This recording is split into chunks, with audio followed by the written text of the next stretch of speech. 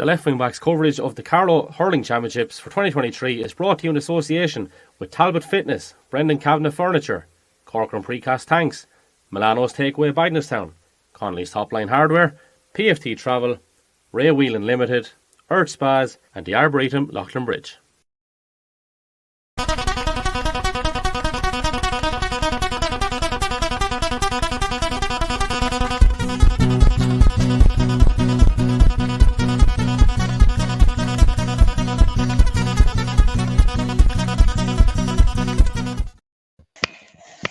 Hello folks, welcome along once more to another edition of the Left Wing Back podcast. We are up and running for the Carlow Club Hurling Championships. As we know at this stage, it got off to a baptism of fire, some might say, with the first round results. Some, I suppose, maybe all expect in terms of outcome, but maybe not expect in terms of simplicity of outcomes for sure. Joe Nolan and Steve Barnbrook joining me as always. Gents, good evening, how's things?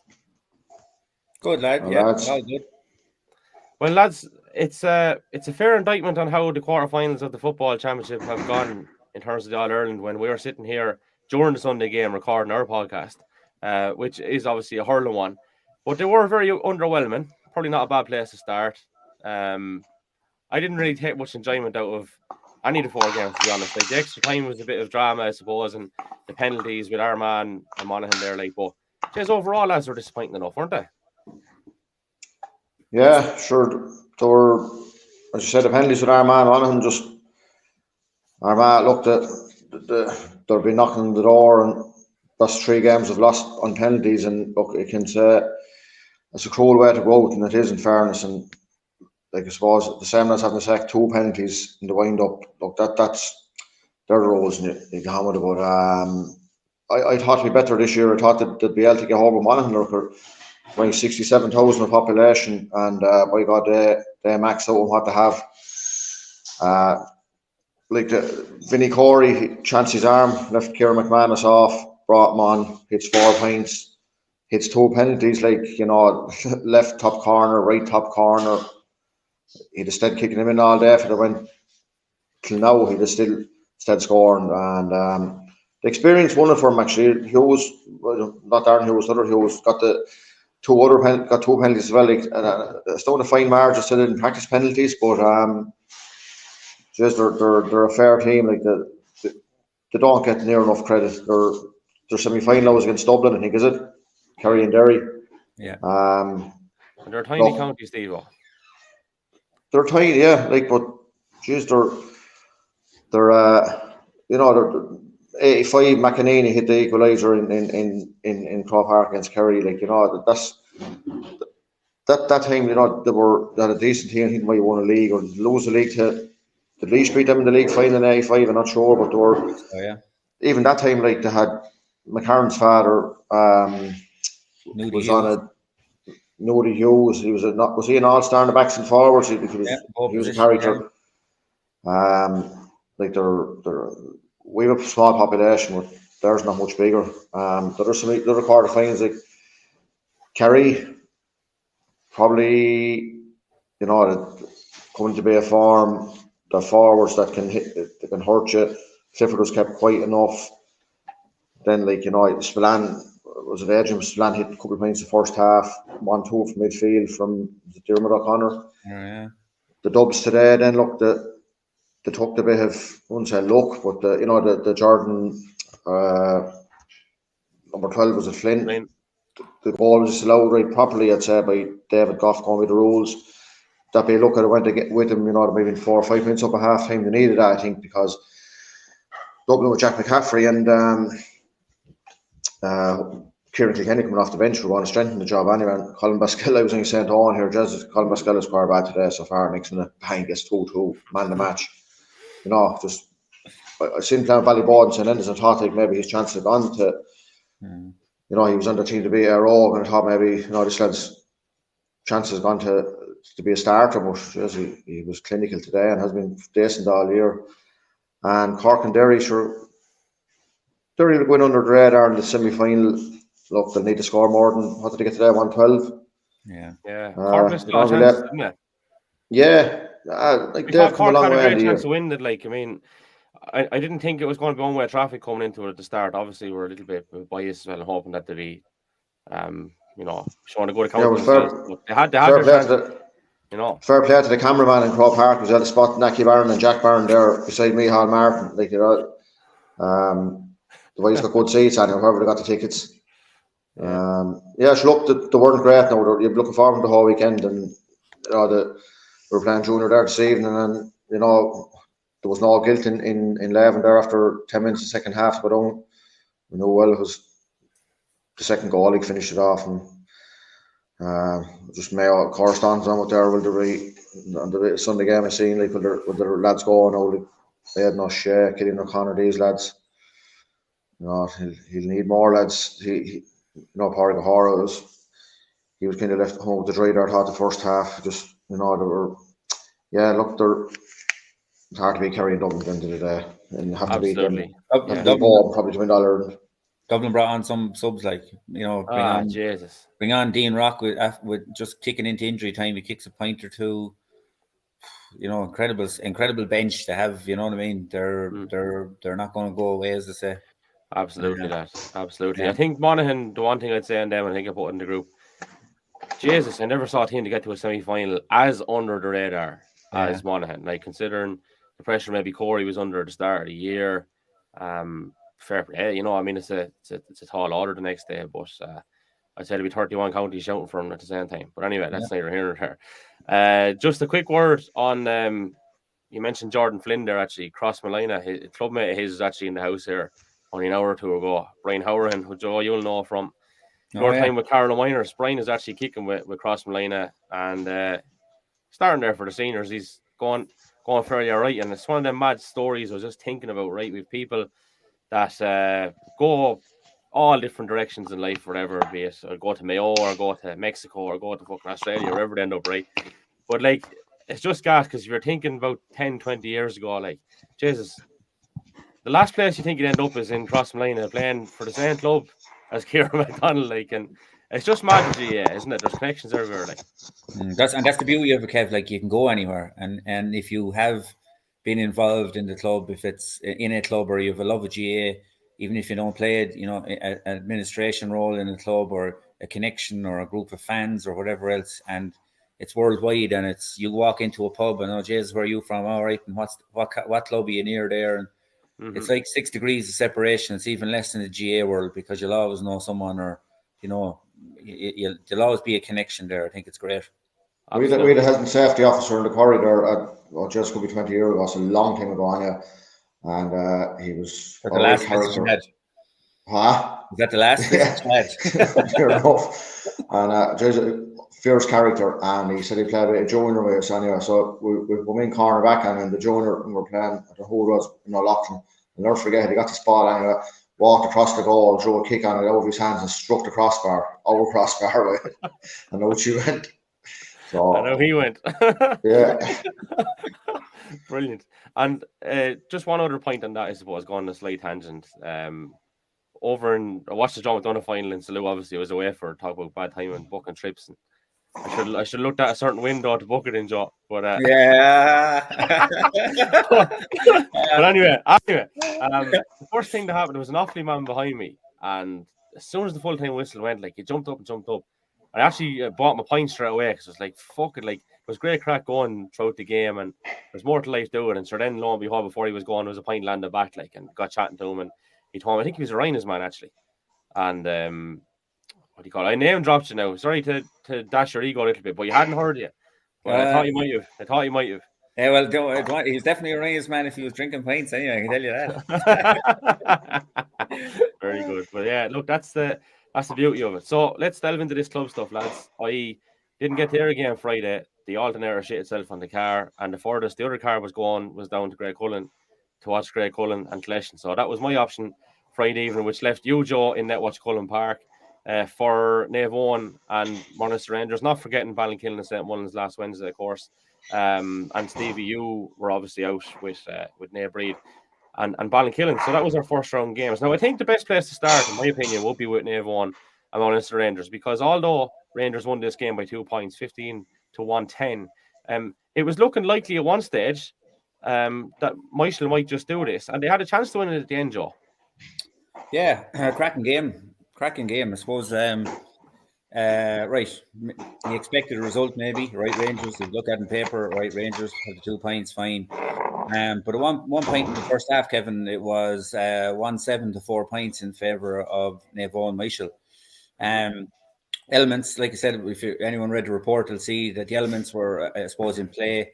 Wind down the pitch. Michael got off to a good start. Hit the first 3 points. Rangers came back in, got a couple of points. Then a great goal by Gavin Rosicko, who ended up getting 1-1. They tagged on another point or two, looking good coming into half time. 1-7 to 4 points. Then Rangers, probably when we think back, and it probably hit for 2 really crucial scores just before half time to steady the ship, to make it 1-7 to 6 going in at the break.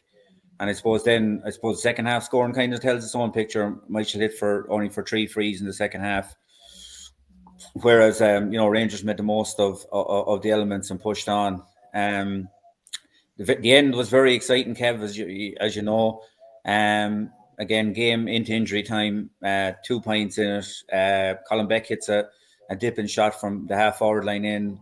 I don't know whether it was the crossbar or the hurl of Dean Grennan, but anyway, bats it. It breaks down very perilously close to the line, but in fairness, there was no shouts for being over the line. The ball scrambled clear, breaks over. Anyway, second or two later, over onto the wing.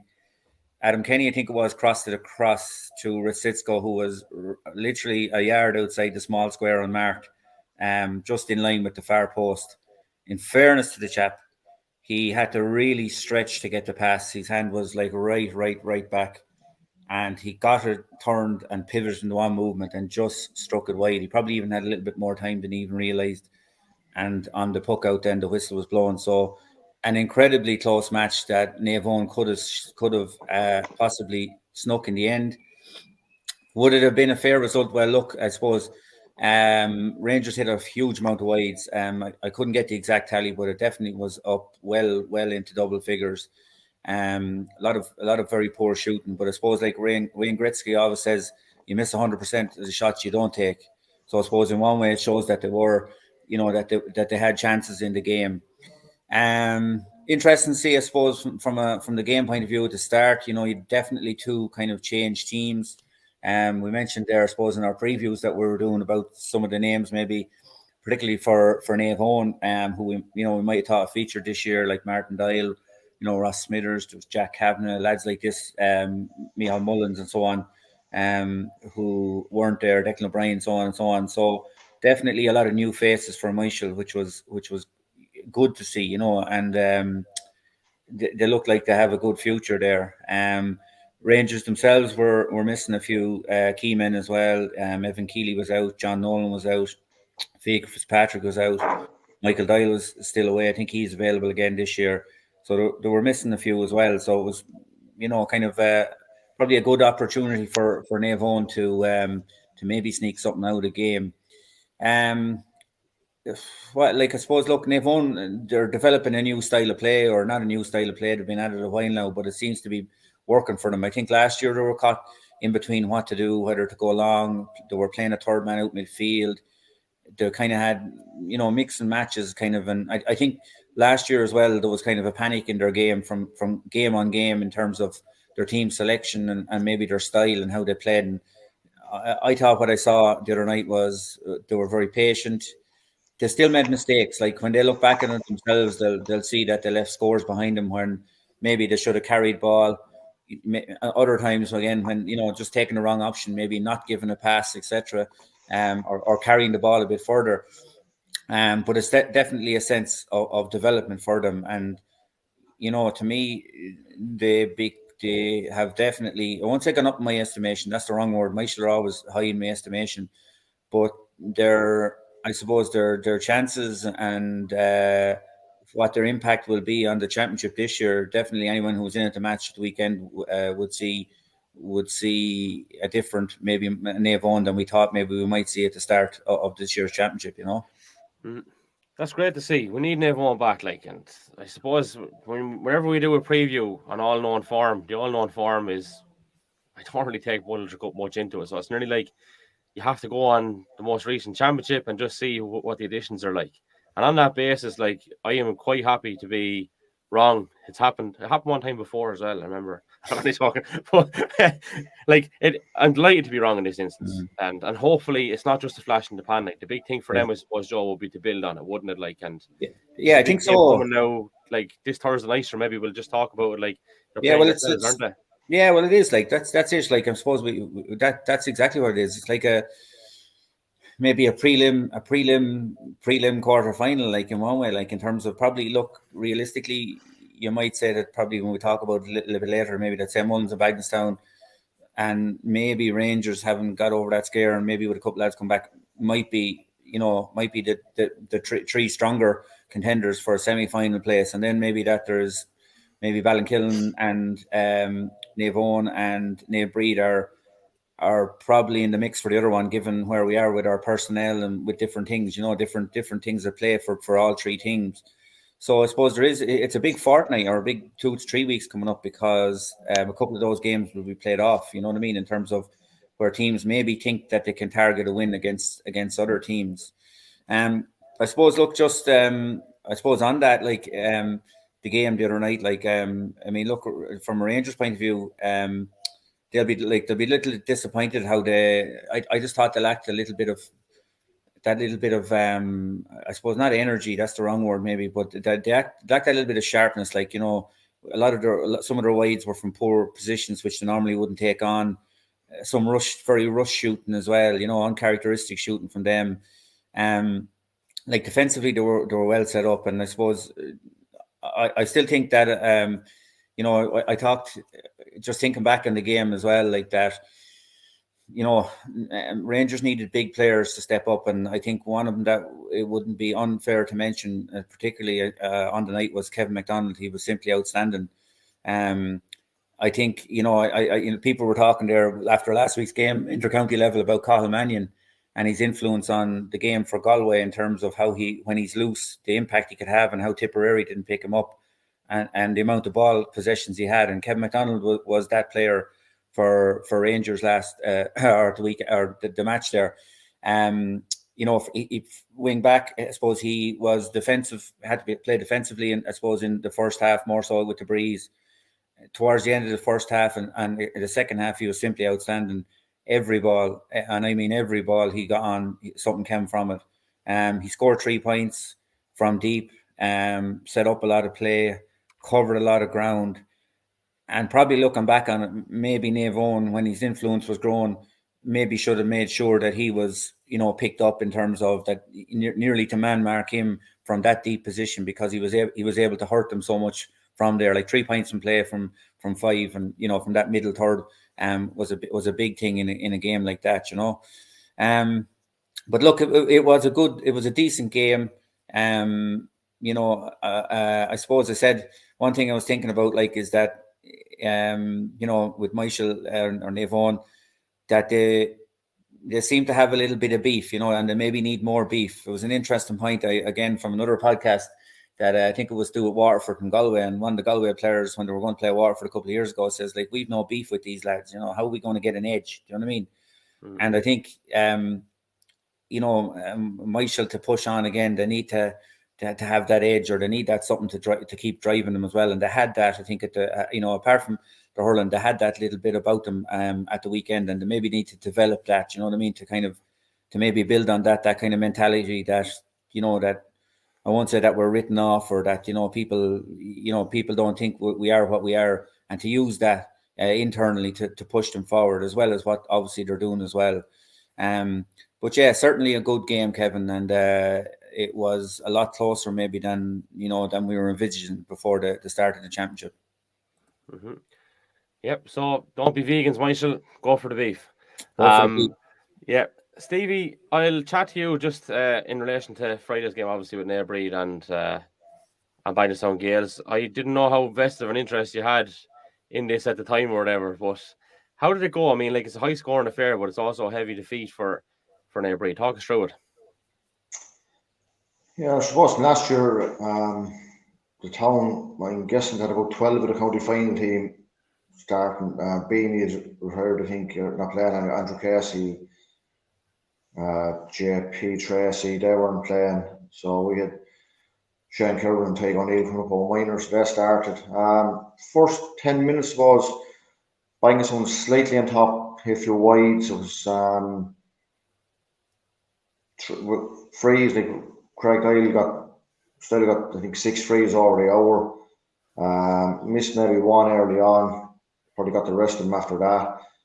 There was very little in the first 10 minutes, but Bangson definitely looked a lot more threatening. Jack McCullough was picking up a lot of ball in the middle of the field, not scoring, but they were hitting good balls into the forwards. Paddy Mack was out front, and like he was, he scored 1-4. Like we got a, I wouldn't say a lucky break before. There was about 20 minutes gone. I think it was 6 points to 3, and like this next one, or this is like it's just a bugbear. I don't give a shit if we get back with 50 points, but there was no linesmen on either side, and it's not fair on anyone, whether it's Bagnestone, Braid, Patrick Murphy, his job and all that, but the ball was going over the line, about, I'd say 4, 5, 6 inches over the line, and it was going to be now Braid ball. I just put my hand. It was 3 foot the other night. It was a lick of paint anyway. It was definitely out. There was no doubt about it being out, and it's in fairness to Patrick, sure, like he's no linesman. He was not going to go by. The ball went up the line on you. I think John Murphy could have brought back in, and ball ended up in Aaron Naaman's hand. He was fouled about 25, 20 metres out. Saul kept the advantage. The ball ended up in the back of the net, and like it could have been another night. That could have been a crucial score. Made it level that night, but from then Bangison was the kick in the arse. Bangison probably wanted. They got 1-8, I think, in the next 10 or 12 minutes. We got 1 point. John Murphy got 1, but Paddy McDonald got a goal just before half time. It said to make it could be about 12 or 13 points at that stage, and up 114 to 1-4.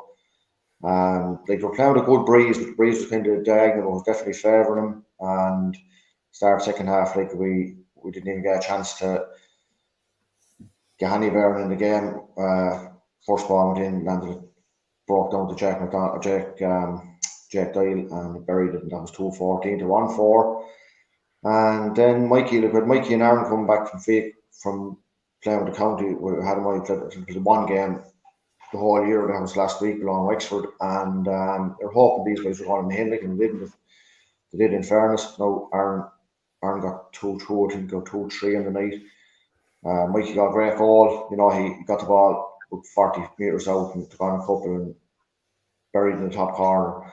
That ball back, I think they were the first to score second half, possibly. Maybe Bangson got 3 or 2 in between. But 2 more balls broke in. Jack Doyle. At this stage, Mark McDonald had come back into the half back line. I think I'd say Bangson just said more ball won't be landing down a bit more direct. So not sure what he was actually marking John Murphy, but he was definitely in that area anyway. So there was a bit more room.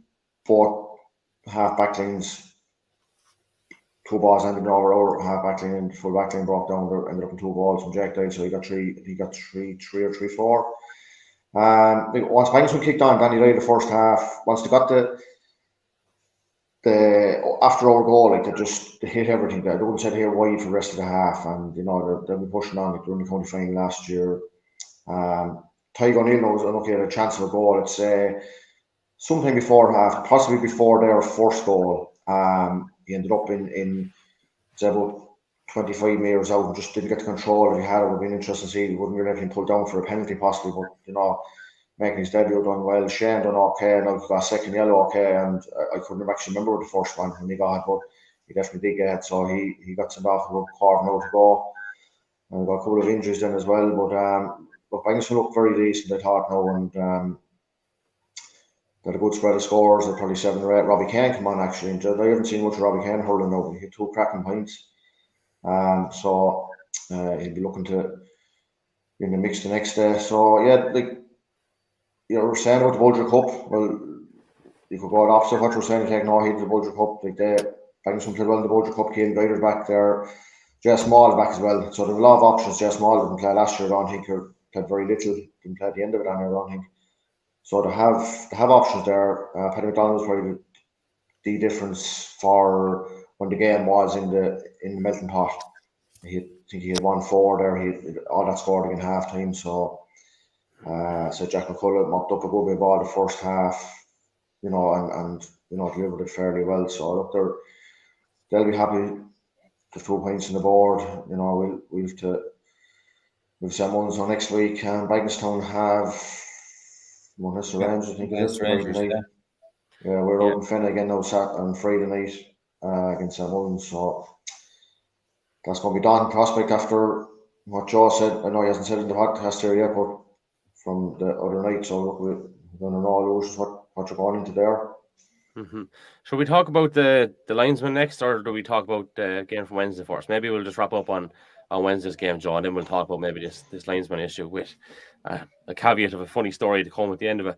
But like St. Mullins did what they maybe don't do every year, and that's hit the ground running with the similar vein of form that they showed maybe in last year's county final, which was quite impressive, Joe. Oh yeah, very much so, Kevin. Very much so. They opened the championship with a bang, certainly, and probably kind of put down a good marker. I think it was very evident in their just the tempo of their game from minute one, even in their warm up. Not saying that it was anything different with Ballinkillen's or anything, but just happened to see St. Mullins warming up on the pitch beforehand. Ballinkillen did most theirs out on the outside pitch, so I didn't get to see it. But just the tempo and the talking and the intensity, you knew that they were absolutely bang on focus for this one. And I suppose they opened up like that, and especially in the first half of the game, there was really only one team in it. They were exceptional. I think a couple of big things for them, and I won't go on about who was or wasn't there from I suppose from a Ballinkillen point of view, because look, that's you have what you have, and look, we talked about it before the game that we were probably going to be shorn a few, and it does make a difference. But from a St. Mullins point of view, you can only keep your own house in order, and they certainly kept their own house in order. There were, I suppose, a game ebbed and flowed a little bit in the first few minutes. They got out a couple of frees, grand. Looked like both teams were kind of easing their way into the game, but I think it was from really about the 7th or 8th minute on, they really put the hammer down, and they scored 1-8 in one burst. And from a Ballinkillen point of view, probably lucky that there wasn't at least 3, if not 4 more goals gone in that particular time. Their forwards were motoring.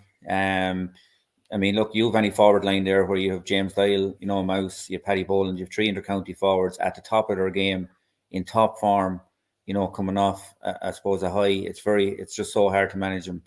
I think Mouse ended with 8 points. I think he only got 1 from play. He was quiet by his standards, had a few misses as well that he mightn't be happy, but I suppose, look, everyone is human. James Doyle 1-4, Paddy Boland 2-1. It's very hard to stop. Why I was very impressed about them was their direct running. They created their goal chances, not even though they had players, the top forwards in both lines. They created their goal chances from coming from deep, and a first round match, 50 yards out, you say, maybe, look, sure, I'll drill this one over the bar. You had Jason O'Neill, you had Philip Connors, you had, John Doyle. Every time they broke that line, the first thing was in their head was goal. Looking only for a couple of incredible saves by Tomas Dowling. He produced 2 in 2 minutes in the 10th and 12th minutes. Really brave goalkeeping, where there was one-on-ones inside. And I suppose, Ballinkillen gave away a couple of kind of, I won't say you had to take them frees in order to prevent other goal chances. But other than that, it was going to be a complete, a washout before half time. So yeah, just when that was that ruthlessness that I suppose we would have seen maybe later in the championship from them, especially I suppose the way they finished out the championship last year, in the final against Bagenstown, and they carried that through to game 1 there this year. So they were absolutely ruthless, but I suppose they'll be looking at it from the point of view of, right, I think it was 2-11, 4 points up at half time. with the goals from James Doyle and Paddy Boland got one, and they were probably saying, look, we need to finish this out, drive on further. But I think it was from about the 28th or 29th minute on, we matched them scores. I think it was 1-7 apiece. We ended up scoring from that period on. So that'll probably be something that, from a St. Mullins point, they'll focus on to try maybe, see why they slackened off. Look, what can Ballinkillen take out of it? Well, look, I think, like I said, maybe, you can look at it like the prevention of other scores. When they did get a chance to regroup, especially at halftime when they come out, they hit 1-3 without reply. Jack Tracy, who was excellent, really excellent, and took the fight to St. Mullins all game. When he started to run at the St. Mullins defence, he created, won't say havoc, but he created certainly huge difficulties for them. He chipped in with 2 points himself, and he created a goal, which I suppose, came from a 60-yard run, which, again, from a St. Mullins point of view, you're saying, Jesus, no man should run this length. But from a Ballinkillen point of view and from a Carlow Hurling point of view, it was an excellent run by Jack to create it. So, like Ballinkillen can take from that going into the next round. I think we probably, that set middle 8 for St. Mullins, probably, like I said, we're a set middle 8, used to hurling there, a lot of game time, a lot of experience there. Our middle 8 was a little bit changed, again, from a personnel point of view. I suppose I was trying to rack my brains how many of them actually hurled in that middle 8 in the last year. Was probably very few. So it wasn't just that wasn't that there was any fault there, but it's just that St. Mullins were cuter to move the ball around in that particular area. Interesting to see, we talked about moves and how Jack Kavanagh was back at wing back, made a huge difference again, just so settled. I'd say he didn't move hardly 30 yards, in a circle all night, but just on a lot of ball, handled a lot of ball, just that calm and influence back there. It was interesting to see that Paddy Keogh was out at centre back. We saw him last year there doing a job in at cornerback, and cornerback was occupied by one of the county under-20s, Eamon O'Shea, there the other night, and Paddy was out at 6, got a cracking point. We seen him doing so much hurling there for St. Mullins and that over the years, and when he's on form there, he's on form and he makes the orchestra tick. So he that was an interesting one there as well. Seamus Murphy again, we talk about options and options off a bench and how to finish strong. St. Mullins brought in Seamus Murphy after about 45 minutes, and he looked sharp, looking for the ball in that half forward line. So they looked like, despite being down Conor Kehoe, Jared Cody wasn't able to start. They looked quite sharp.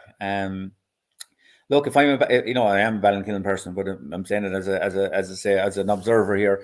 But look, going into the game, look, I think from Ballinkillen point of view, they were looking more for a performance, a reaction, to see how some debutants would react, maybe, to the heat of championship hurling. And I think, look, like I said, maybe that first 20-25 minutes was kind of a baptism of fire for the whole team, because what we call key players were making mistakes. Like we coughed up the first goal was a cough up in the middle, a loose hand pass and stuff. But I think and I know that the lads, I think this year will have a longer picture, a longer haul in their heads, because we beaten St. Mullins last year in a group stage, but ultimately in the heel of the reel, St. Mullins are the lads going home with the O'Connor Cup. And I think they'll be disappointed with how they reacted in that 20 minutes or 25 minutes, but I think they'll take heart then from the remainder of the game. And I think the little tweaks that maybe they made during the game as well, in terms of their play and even their personnel, will have an influence on how they set up against Naomh Eoin next Thursday night. So, there was different things to be gained, I think, for both teams. But I was just so impressed with the St. Mullins men, how they moved the ball, and like I said, I think that one word that sticks in my head is ruthlessness. Going for goal, going to kill the game every time, every single time. there was no let up on that, and I think if they keep that form going through, it is going to take a good team to annex that county title off them. Very good, very comprehensive, and thanks, gents, for the report as well, which are a super edition. If anyone hasn't checked out leftwingback.com, please do, because we've had reports on a few games there. We've been busy. One or two other contributors there as well, making they know who they are. I'll put it that way. In terms of fixtures this week, then, lads, I know we have to talk about the other grades as well, but just to confirm those senior fixtures, we have a Thursday night game with Ballinkillen and Naomh Eoin 7:30 Netwatch Cullen Park, and on Friday night, 2 games again. Not quite sure. Just very quickly, then you know why they're both Friday night. Is there weddings again? No answer, right? Okay, yeah. So 7:30 Netwatch Cullen Park Friday, Btown Gales and Munster Rangers, and Naomh Breed and St. Mullins at the same time out in Fenagh. So that's the crack with them. Naomh Breed are fairly well, not really, because I'm not going to ask you to comment on Ballinkillen and Naomh Eoin, and I'm not going to ask Stevie to. You're not going to fucking tell me the truth. I'll give you my honest opinion. I went against my own last week from a realism point of view. I know it's hard. It's hard for Stevie as well. He's obviously even more involved. I think we'll have. Just I comment on our one. I think anyway. I think with a few personnel changes, maybe a few people coming back into our panel. I think like Sean Murphy's suspension is over, and hopefully a couple of injuries might tidy themselves up. I think Sean will be a massive addition, just with that power and pace that he'll bring into the team. I think he'll be meeting definitely. If he is in that half forward line, there's an excellent half back line there of Michael Foreman with Diego Dunn, Ger Kavanagh and Dwayne Kavanagh. He'll have his work cut out, but I think he'll be a great foil for the rest of the forwards, especially Jack Tracy there to carry ball and lay it off and go again. It'll be a very, very tight game. I think both clubs, let's be honest, will be targeting a win here. I know that sounds really, really stupid, but no, it doesn't. They absolutely are, and it's not stupid. It's that reality of the structure. Well, it's maybe the reality of where they are at the minute. It's like last year. Yeah. Last year we played each other in the first round game, and we were, we were very tight in terms of personnel, and it was probably a game that we shouldn't have won and did, and it kickstarted something for us. So, but I think Michael's dander will be up after the game last week. I do think, and I wrote it in the article that I think that they need, if I'm in the Michael camp this week, they need to forget about the end of the match against Rangers. They cannot be looking back thinking, oh Jesus, that was 2 points lost. Oh Jesus, that was 2 points lost. Because wherever you pick up your points is the key thing. It doesn't make a difference against who, and if your mindset is fecked up because you're thinking about last week's game, you're not thinking about this week's, and so they need to kind of park what happened last week, take the good points from it, and move on. I think it'll be a cracking game. I think we might just edge it, but I think it'll be a cracking game. I don't think it's going to be a hugely high scoring game, and I think it'll be very tight. And I think we might just shade it, but I think it'll be very tight. It'll be a couple of points, maybe 2 or 3 points in it to ourselves. I'm giving no predictions. I saw nothing last week, so bottle it. I'm going to bottle it here.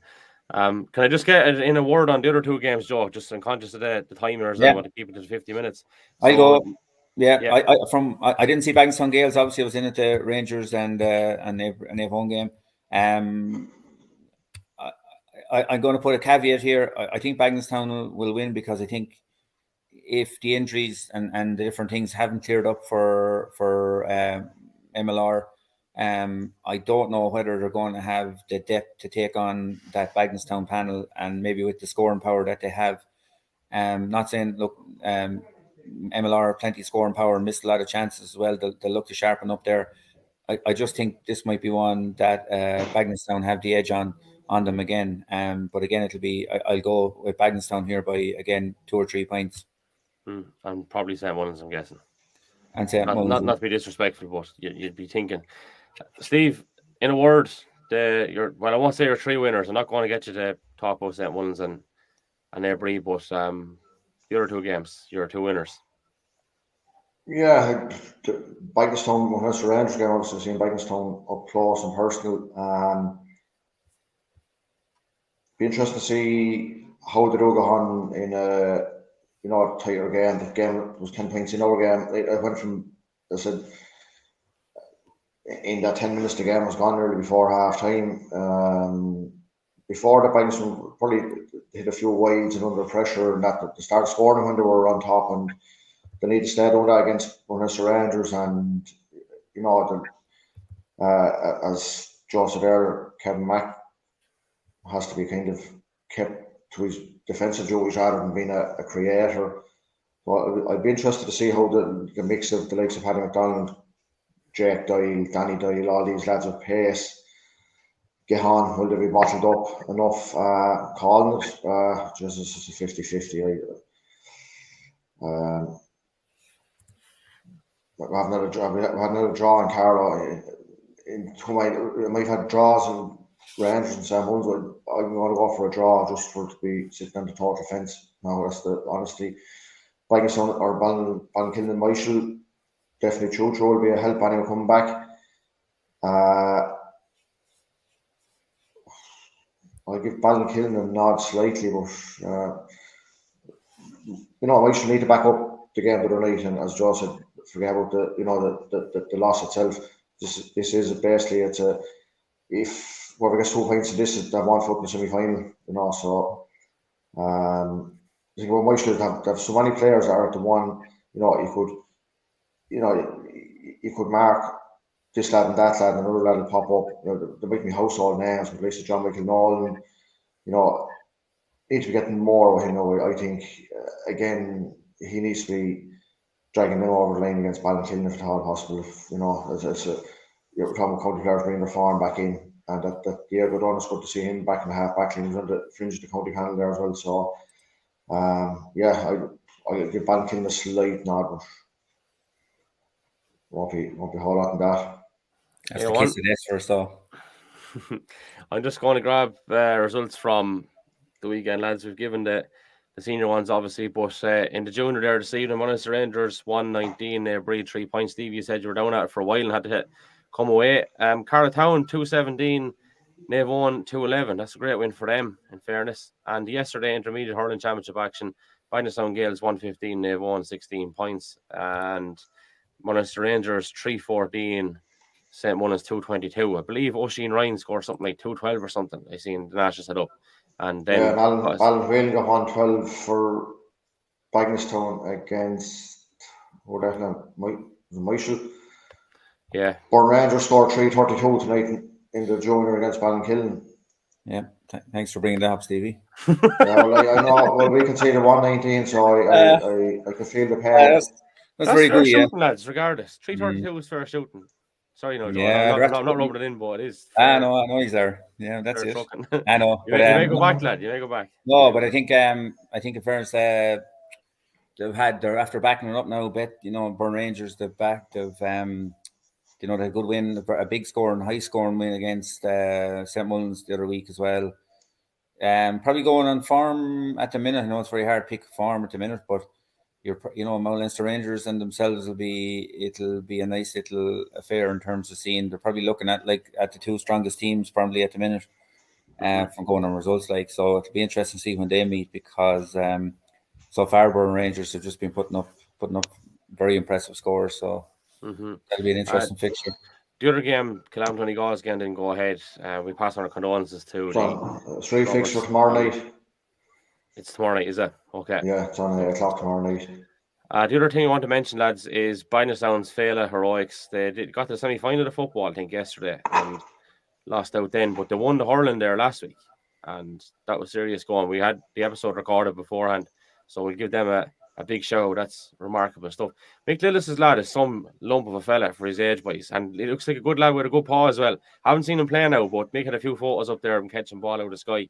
And just as gas, actually, I remember having this conversation recently. You mentioned Barons, and we give them a shout as well, because times haven't been as pleasant for them in recent times. But I know there's a photo years ago going around when, I don't know, did they get to... Was it a county final for, or was it from a Fela? But you want to see the size of Peter Barron in it, lads. He was under 14 at the time, obviously being a fella.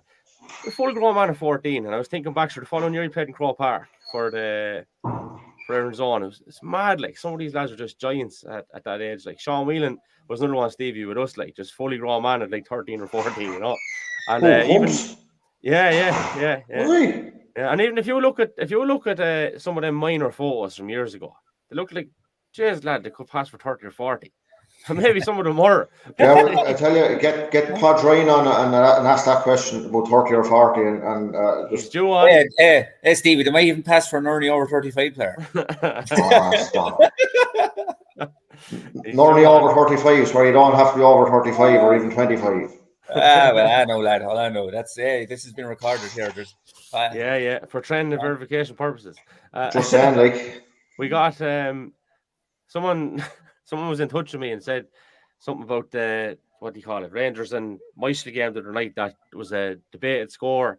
Obviously, you were there, Joe. You don't know if it went over or not. I think it was Kieran Kavanagh's effort. It was dubious enough, but linesman into the referee, I think, trying to say maybe it was a point. Referee wasn't having any of it. Next thing, there was no linesman for a period of the second half, and then the linesman reappeared. Someone was in touch. So, yeah, Jenny Mac, that's one of the best stories I think I heard for a long time. But what is a little bit of an issue on a serious note, we said we come back to it, is I suppose the lack of linesmen in general. Like, you know, you mentioned that game the other night, Steve.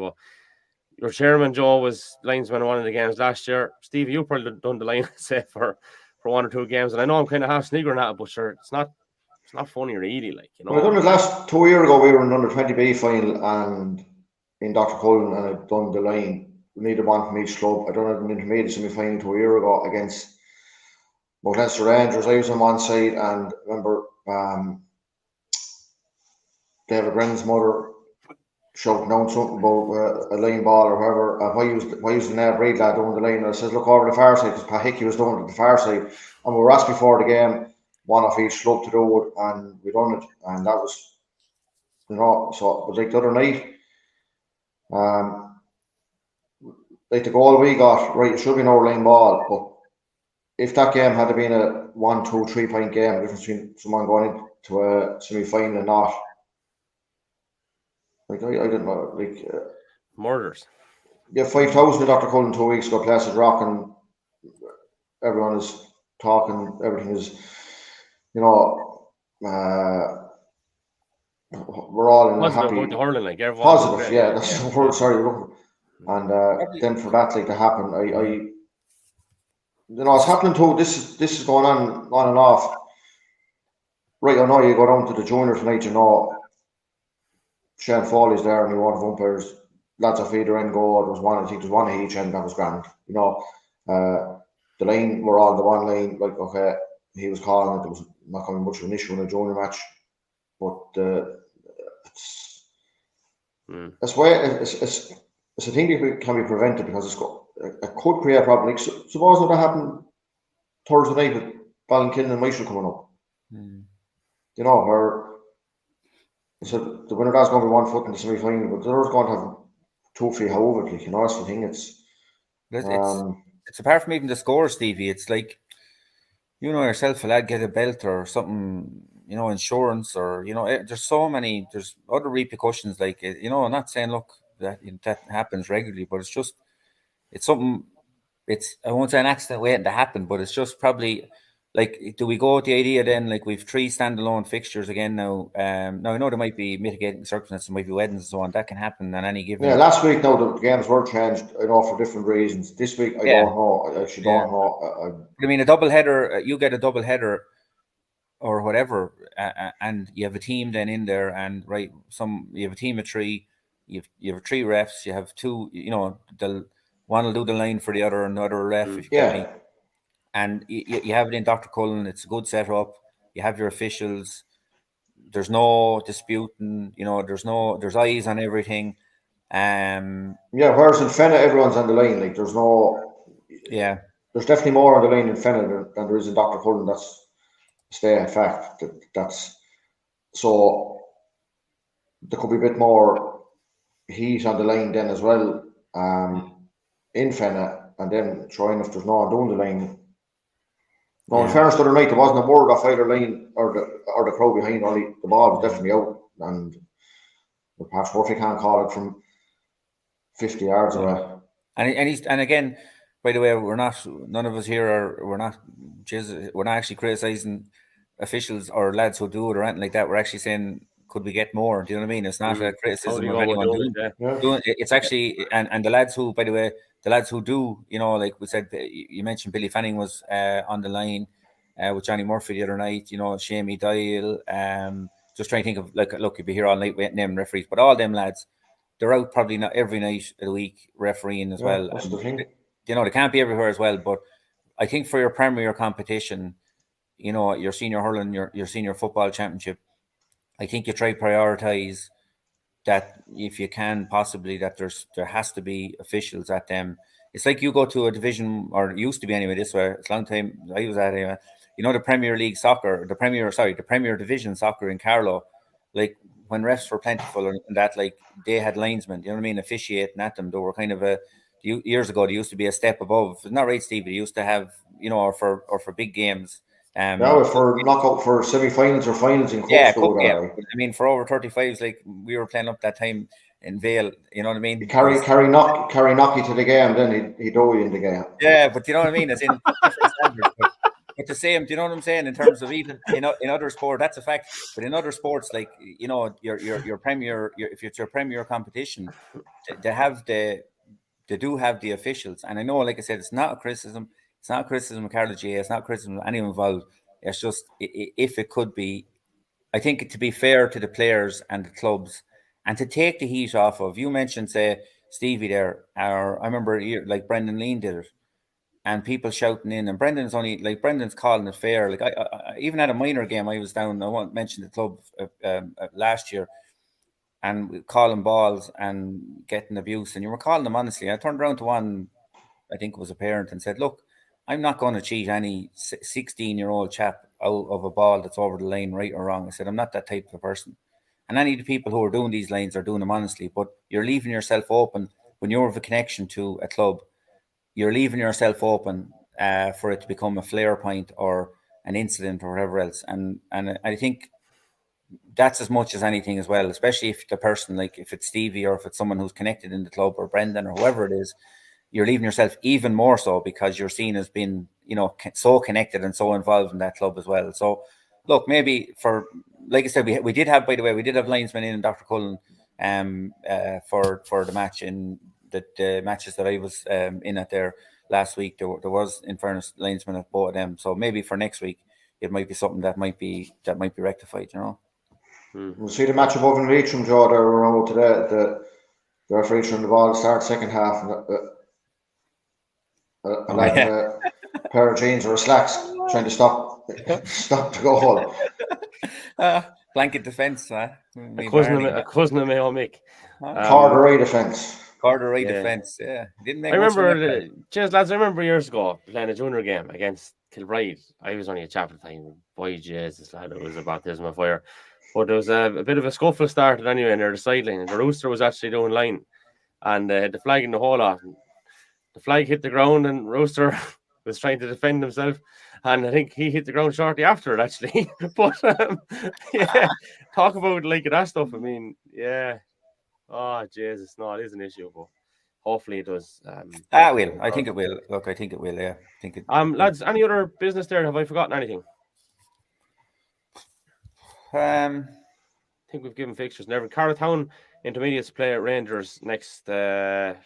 What's that? 6 days time. Next Saturday, 6 o'clock in Carlowtown. And I'm just trying to see. There's more junior next Sunday as well. 6 o'clock in Kilbride, Burn Rangers, and they've won. You've home advantage, Joe, against Carlowtown, and Stevie, you're at home to St. Mullins. I think that's near enough it. So we'll wrap it up with that, lads. Thanks a million. And we'll chat again soon.